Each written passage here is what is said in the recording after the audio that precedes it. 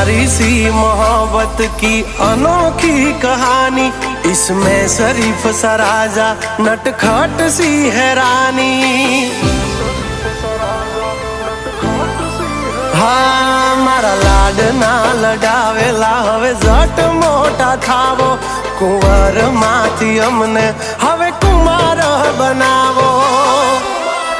हाँ उमर थई 18 हवे विवाहनु विचारो, वहू राणी थईने वाली मारा खोरडे पधारो। हो आ पागलनी बनो हवे पगली मन जीवती वा